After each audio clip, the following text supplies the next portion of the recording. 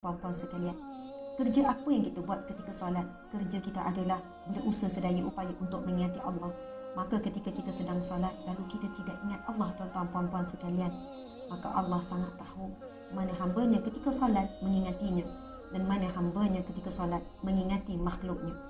أعوذ بالله من الشيطان الرجيم. Alhamdulillah, muslimin muslimat sekalian, live pada petang ini walaupun tanpa notis, tanpa makluman, tanpa hebahan, insya-Allah kepada siapa yang turut hadir sama, marilah bersama kita menyebarkan perkongsian kita pada petang ini yang membawakan tajuk Bangkit Rasa dalam Solat dan Kembara Menuju Allah. Tajuk perkongsian kita pada petang ini ialah Bangkit Rasa dalam Solat dan Kembara Menuju Allah. Subhanallah. Tuan-tuan, puan-puan, sahabat-sahabat yang dirahmati Allah sekalian, insya-Allah perkongsian ini tidak lama, lebih kurang dalam 30 minit sahaja, insya-Allah. Dan saya mohon kepada sahabat-sahabat untuk tekan butang share supaya engagement perkongsian kita petang ini akan lebih ramai yang akan turut hadir, akan lebih ramai yang akan mendapat manfaat daripada perkongsian ini.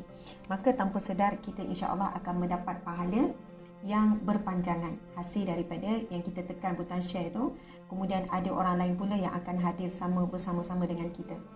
Alhamdulillah, tuan-tuan, puan-puan, muslimin muslimat yang dirahmati Allah sekalian, apabila kita menyebutkan tentang solat, bila kita menyebut tentang solat, itu bahasa Arab, manakala dalam bahasa kita menyebut dengan perkataan sembahyang.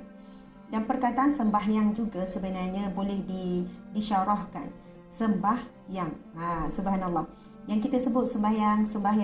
Jadi ia sebenarnya ada dua perkataan. Sembahyang yang esa, sembah yang agung, sembah yang mulia, sembah yang maha besar. Subhanallah. Hebatnya kan bahasa Melayu kita sendiri bila menterjemahkan perkataan solat menggunakan perkataan sembahyang. Jadi sembahyang, kalau nak disebutkan semua kehebatan dan juga nama Allah, ia terlalu banyak. Jadi perkataan sembahyang ia seolahnya tergantung, tetapi kitalah yang perlu mengisi perkataan yang terakhir. Kita sembahyang apa? Yang esa, yang kuasa, yang penyayang, yang pengasih, yang maha memberi rezeki. Subhanallah. Kerana itu perkataan itu dimulakan dengan sembahyang dan ia tergantung mengisinya adalah kita sendiri. Namun bila kita merujuk kepada kalimah as-salah, kerana as-salah ini sendiri disebut di dalam Al-Quran dan juga hadis Nabi sallallahu alaihi wasallam. Jadi apabila membicarakan tentang solat, ia lebih tepat apabila kita mendefinisikannya berdasarkan bahasa Arab itu sendiri. Dan bahasa Arab kita tahu ia adalah bahasa Al-Quran dan ia juga adalah bahasa hadis Nabi sallallahu alaihi wasallam. Alhamdulillah, tuan-tuan, puan-puan, muslimin, muslimat sekalian, pertamanya, apakah definisi as-salah? As-salah dari sudut bahasa ataupun dari sudut lughah bahasa Arab itu membawa maksud antaranya ialah ad-du'a, iaitu satu doa, satu permohonan hamba kepada Allah. Solat merupakan satu pengaduan terhadap Allah Subhanahu wa taala. Solat juga merupakan satu luahan perasaan, satu perhubungan hamba dengan Tuhannya Allah Subhanahu wa taala. Seterusnya, tuan-tuan, puan-puan, muslimin, muslimat sekalian, apakah pengertian solat dari sudut istilah ataupun dari sudut syarak? Solat adalah sesuatu perbuatan, amal ibadah yang dimulakan dengan takbiratul ihram dan disudahi dengan salam. Dan ia mengandungi rukun yang 13 bagi menyempurnakannya. Subhanallah. Itu sebahagian daripada syarah ataupun yang dimaksudkan tentang solat dari sudut bahasa dan solat dari sudut syarak. Subhanallah. Syira, tolong pesan keluar masuk tu. Okay.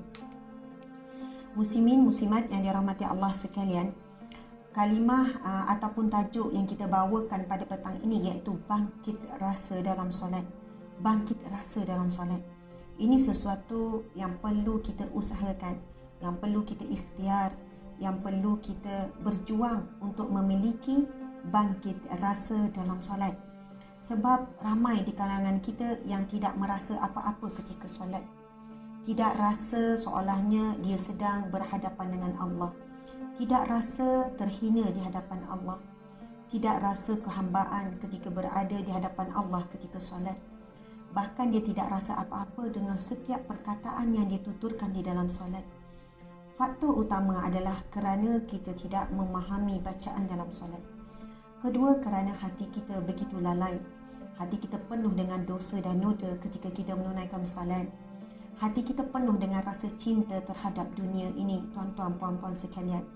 Maka sangat sukar untuk kita merasakan solat mengikut rasa yang sebenar. Subhanallah, muslimin muslimat yang dirahmati Allah sekalian. Kita merujuk satu firman Allah Subhanahu wa taala di dalam surah Taha ayat yang ke-14. Surah Taha ayat yang ke-14 yang mana Allah berfirman, Bismillahirrahmanirrahim. Innani anallahu la ilaha illa ana fa'budni wa aqimis salata li zikri. Sadaqallahul azim. Allahu akbar. Subhanallah. Yang bermaksud, sesungguhnya aku ini adalah Allah. Allahu akbar. Allah berfirman, tuan-tuan puan-puan sekalian. Allah berfirman, Allah berkata kepada kita, Innani anallah, sesungguhnya aku ini adalah Allah. La ilaha illa ana, tidak ada Tuhan yang berhak selain daripada aku.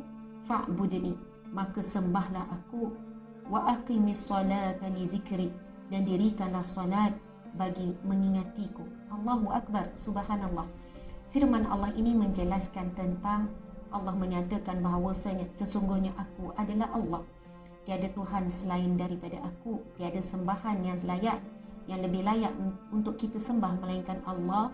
Kemudian Allah berikan kita perintah, fa'budni, maka memperhambakan dirilah kepadaku ataupun beribadahlah kepadaku.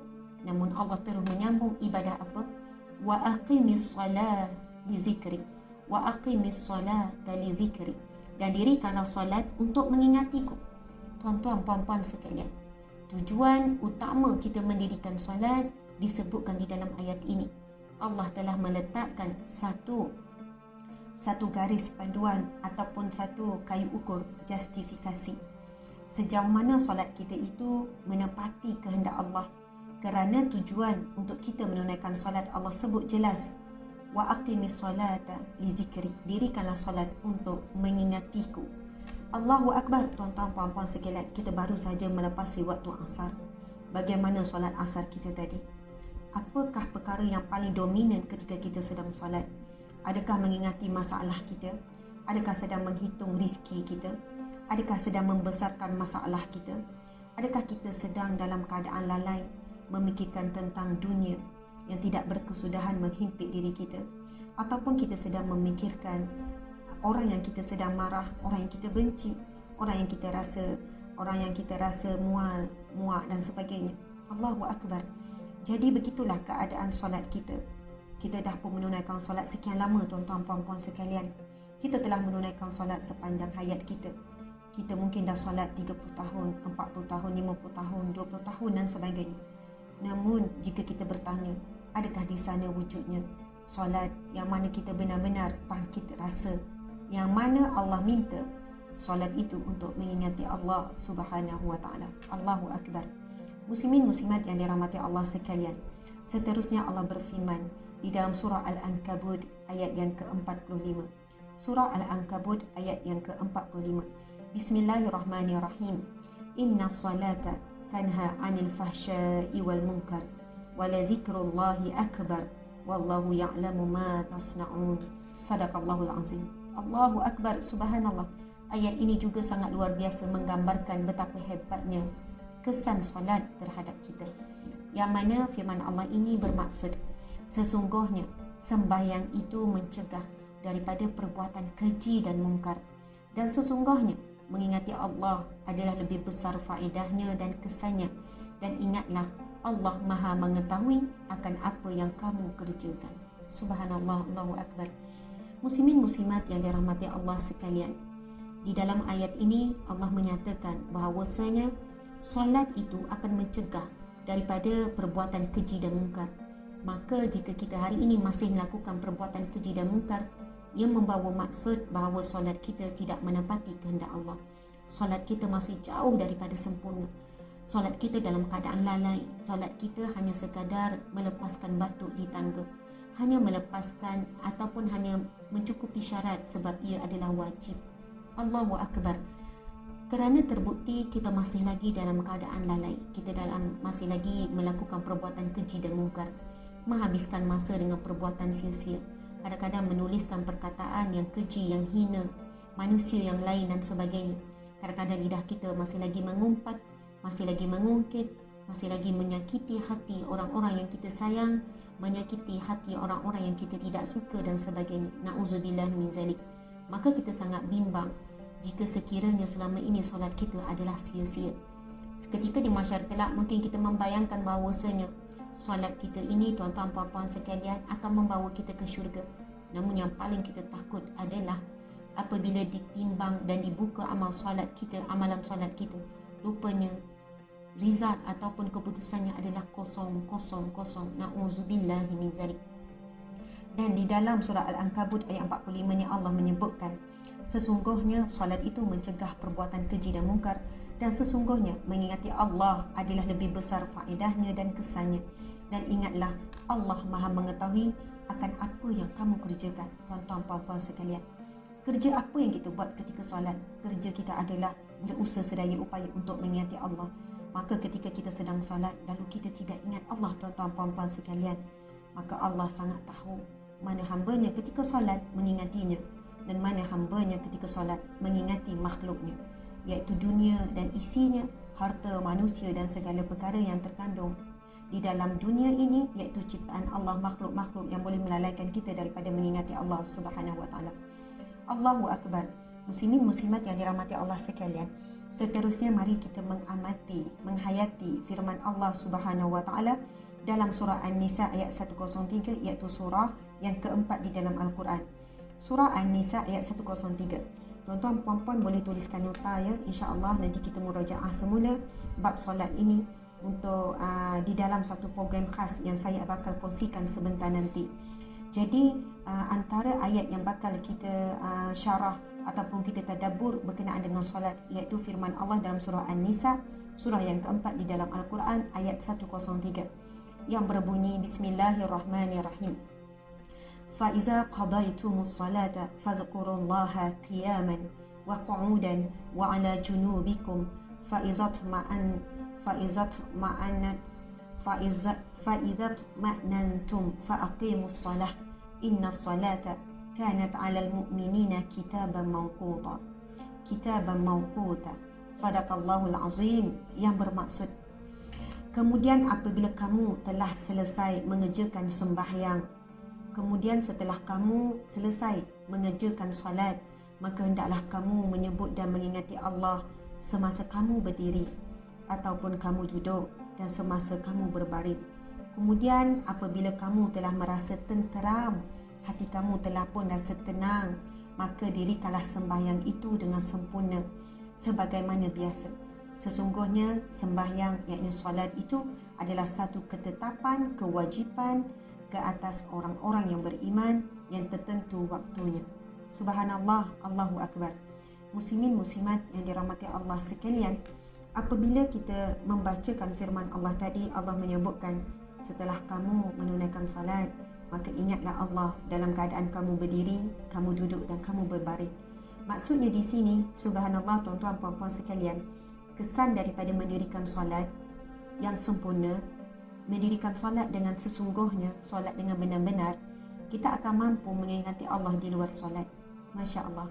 Maka tak kala kita sedang berdiri, tak kala kita sedang duduk, bahkan kita sedang baring, bahkan kita sedang melakukan apa jua pekerjaan, kita akan mampu mengingati Allah Subhanahu wa taala.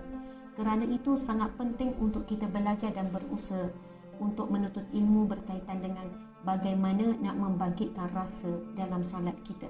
Rasa-rasa yang kita sebutkan insya-Allah sebentar nanti. Tuan-tuan puan-puan muslimin muslimat sekalian, seterusnya saya ingin berkongsi satu hadis Nabi sallallahu alaihi wasallam tentang kedudukan solat. Bismillahirrahmanirrahim. An Abi Abdurrahman Abdullah bin Umar bin Khattab radhiyallahu anhuma qala Sami'tu Rasulullah sallallahu alaihi wasallam yaqul buniyal Islamu ala khamsin syahadatu an la ilaha illallah wa anna Muhammadar Rasulullah wa iqamus salah wa ita'uz zakah wa hajjul baiti wa saumur Ramadan. Rawahu Tirmizi wa Muslim. Sadaqa Rasulullah sallallahu alaihi wasallam. Yang bermaksud sesungguhnya Islam dibangun di atas 5 perkara. Islam itu akan tertegak dengan 5 perkara. Yang pertama, bersaksi bahawa tiada Tuhan selain daripada Allah dan sesungguhnya Nabi Muhammad itu adalah Nabi Allah, pesuruh Allah. Yang pertama. Yang kedua, mendirikan solat. Yang ketiga, menunaikan zakat. Yang keempat, menunaikan haji. Dan yang kelima, menunaikan puasa di bulan Ramadan. Maka tuan-tuan puan-puan sekalian, kerana itu solat menjadi salah satu rukun Islam. Siapa yang meninggalkan solat sehingga disebut dalam satu hadis Nabi sallallahu alaihi wasallam, farqun bainal kufri wal iman as-salah. Yang membezakan di antara orang itu beriman dan juga kafir, kufur. Tercabut imannya, maksudnya tidak beriman. Orang yang tidak beriman ini orang yang kufur, itu orang kafir. As-salah, Allahu Akbar. Soalahnya di sini para alim ulama menyebutkan barang siapa yang menunaikan solat secara sengaja dalam keadaan dia tahu tentang kewajipan solat, maka ia telah pun tercabut imannya, maka dia di dalam keadaan kekufuran. Soalahnya dia perlu mengucap syahadah kembali dan dia perlu menunaikan lalu bertaubat dan perlu qada semua solat yang ditinggalkan. Subhanallah, Allahu Akbar. Dan yang terakhir, tuan-tuan, puan-puan, muslimin, muslimat sekalian, saya ingin membacakan satu lagi hadis Nabi sallallahu alaihi wasallam yang menggambarkan betapa penting dan betapa tingginya nilai solat dari sudut pandangan agama kita. Bismillahirrahmanirrahim.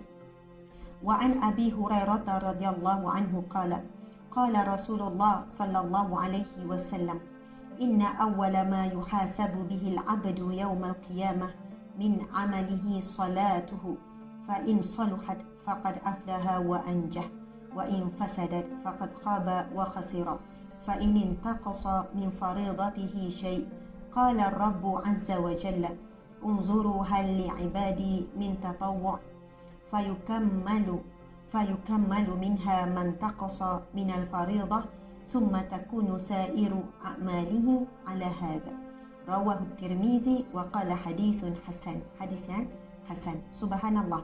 Sadaqa Rasulullah sallallahu alaihi wasallam. Maksudnya, daripada Abu Hurairah radhiyallahu anhu berkata, Rasulullah sallallahu alaihi wasallam bersabda, sesungguhnya amal yang pertama sekali akan dihisap pada seorang hamba pada hari kiamat adalah solatnya. Maka jika solatnya baik, sungguh ia telah beruntung dan dia telah berhasil. Dia telah beruntung dan dia telah berjaya. Berjaya apa tuan-tuan puan-puan? Berjaya mendapat pengampunan Allah dan dapat masuk syurga Allah. Dan jika solatnya rosak, sungguh ia telah gagal dan rugi. Gagal dan rugi apa tuan-tuan puan-puan? Gagal untuk masuk syurga Allah dan dia rugi kerana dicampakkan ke dalam neraka Allah. Na'udzubillah min zalik. Jika berkurang sedikit dari solatnya, solat wajibnya, maka Allah Ta'ala berfirman, lihatlah apakah hambaku memiliki solat sunat, maka disempurnakan apa yang kurang dari solat wajibnya. Kemudian begitu pula dengan seluruh amalnya. Hadis riwayat Tirmizi. Ia mengatakan itu adalah hadis yang hasan. Subhanallah. Tuan-tuan, puan-puan, muslimin, muslimat yang dirahmati Allah sekalian, amalan yang pertama yang akan dihisap bahkan di dalam alam barzah, dalam kubur, dan amalan yang pertama akan dihisap di padang mahsyar kelak adalah tentang solat. Jika solatnya sempurna dan Allah terima, maka Allah akan menerima segala amal-amalnya yang lain, maka dia terus tergolong di kalangan orang yang berjaya mendapat syurga Allah. Manakala sekiranya rosaklah solatnya, jika solatnya terus ditolak, rosak terus, reject terus, maka ia tergolong di kalangan orang yang rugi yang akan dicampakkan ke dalam neraka. Namun golongan yang ketiga, yang solatnya kurang sempurna, bukan rosak, cuma kurang sempurna, lalu Allah akan perintahkan kepada para malaikatnya untuk melihat solat sunatnya, yang mana jika daripada solat sunatnya itu boleh menampung lalu menyempurnakan solat fardu yang kurang tersebut. Tuan-tuan, puan-puan, muslimin, muslimat, sahabat-sahabat yang dirahmati Allah sekalian, Allahu Akbar. Bila kita melihat hadis Nabi ini, lalu kita melihat betapa Allah Subhanahu wa Ta'ala Sungguh penyayang, sungguh pengasih, sungguh halim, sungguh bertolak ansur dengan hamba-hambanya. Jika kita tidak sempurna solat fardu, maka solat sunat akan menyempurnakannya. Sebab itu amalan sunat ini tidak boleh diambil ringan. Sebab itu amalan sunat ini adalah sesuatu perkara yang perlu diberi perhatian oleh orang yang beriman. Kerana walaupun kita sebut sunat, buat dapat pahala, tak buat tak apa, tak dapat dosa. Tetapi amalan sunat inilah yang akan kita cari di akhirat kelak, yang akan membantu kita untuk lepas daripada azab api neraka Allah dan untuk kita menjadi orang yang dipanggil masuk ke dalam syurga Allah Subhanahu wa taala. Manakala apabila tidak sempurna zakat kita, apakah yang akan menyempurnakannya? Sedekah, tuan-tuan puan-puan sekalian. Jika tidak sempurna haji kita, maka apakah yang akan menyempurnakannya? Iaitu umrah, subhanallah. Apabila puasa pula kita tidak sempurna, apakah yang akan menyempurnakannya? Iaitu puasa sunat. Subhanallah. Kerana itu, 4 ibadah yang terkandung di dalam rukun Islam semuanya ada sunat. Masya Allah. Zakat adalah sedekah wajib, maka sedekah yang lain selain pada zakat adalah sunat. Jika zakat kita tidak sempurna, tidak cukup, maka sedekah akan menyempurnakannya. Haji adalah wajib. Jika ketika kita menunaikan haji itu tidak sempurna, maka umrah yang kita lakukan akan menyempurnakan. Solat fardu ada 5, solat sunat lagi banyak. Dan insya-Allah jika tak sempurna, solat fardu akan menyempurnakannya. Masya-Allah. Begitu juga dengan puasa di bulan Ramadan yang wajib, jika tak sempurna, maka ketika itu puasa-puasa sunat yang kita lakukan, Isnin, Khamis dan sebagainya akan menyempurnakan. Dan yang terakhir berkenaan dengan solat bagi perkongsian pada petang ini, tuan-tuan puan-puan sekalian. Allah Subhanahu wa taala berfirman di dalam surah Al-Mu'minun, subhanallah, di dalam surah Al-Mu'minun ayat 1 hingga 2, Bismillahirrahmanirrahim. Qad aflahal mu'minun alladzina hum fi salatihim khashi'un. Sadaqallahul azim. Yang bermaksud, sesungguhnya telah berjayalah orang-orang yang beriman. Siapakah yang berjaya dan apakah bentuk kejayaan? Berjaya mendapat syurga Allah, berjaya selamat daripada api neraka Allah. Dan bukan semua orang beriman itu berjaya, kecuali qad aflahal mu'minun, sesungguhnya telah berjaya orang-orang beriman itu. Siapakah orang beriman yang berjaya itu? Allazina hum fi salatihim khashi'un, yang menunaikan salat dengan khusyuk. Subhanallah, Allahu Akbar. Allahu Akbar, muslimin muslimat sekalian. Apabila kita telah pun sedar tentang hakikat salat, kedudukannya, kepentingannya, mari kita lontarkan pada diri kita sendiri sejauh mana kualiti solat kita pada hari ini, pada semalam, pada minggu lepas, pada bulan lepas. Adakah kita yakin apabila kita mati? Mungkin besok, mungkin lusa, kita tak tahu bila kita akan mati, tuan-tuan puan-puan sekalian. Adakah kita yakin apabila kita mati esok hari, kita mampu bergantung dan menyelamatkan diri kita dengan solat? Ketika kita dihisab agak-agak, bagaimana keadaan solat kita? Adakah berwarna putih bersih indah, ataupun solat kita dalam keadaan kotor, ataupun solat kita terus ditolak oleh Allah Subhanahu wa taala? Na'udzubillahi min zalik. Allahu Akbar. Sebab itu di antara perjuangan kita muslimin muslimat sekalian adalah perlu berjuang untuk belajar ilmu tentang solat sepanjang hayat. Bukannya ilmu tentang solat ini telah selesai bila kita mengikuti beberapa kursus ataupun kita dapat sijil, bahkan mungkin kita dah mengeluarkan dan menulis buku, bahkan mungkin kita telah ada PhD dalam bidang kajian tentang solat. Ia sebenarnya tidak pernah ada kadar tentang belajar ilmu solat ini. Maka ilmu solat ini perlu dipelajari menjadi fardu ain. Fardu ain bukan fardu kifayah ya. Belajar tentang solat adalah fardu ain yang menjadi kewajipan di atas setiap manusia. Masya Allah. InsyaAllah mudah-mudahan perkongsian kita pada hari ini memberi manfaat. Saya mohon maaf salah dan silap. Mudah-mudahan Allah Subhanahu wa taala memberikan kita kefahaman tentang hakikat solat dan seterusnya tentang kembara menuju Allah dalam keadaan kita pulang kepada Allah. Allah redha dan kita juga redha. Amin ya rabbal alamin. Subhanallah, mohon maaf salah dan silap. Terima kasih kepada semua. Wabillahi taufiq wal hidayah. Assalamualaikum warahmatullahi wabarakatuh.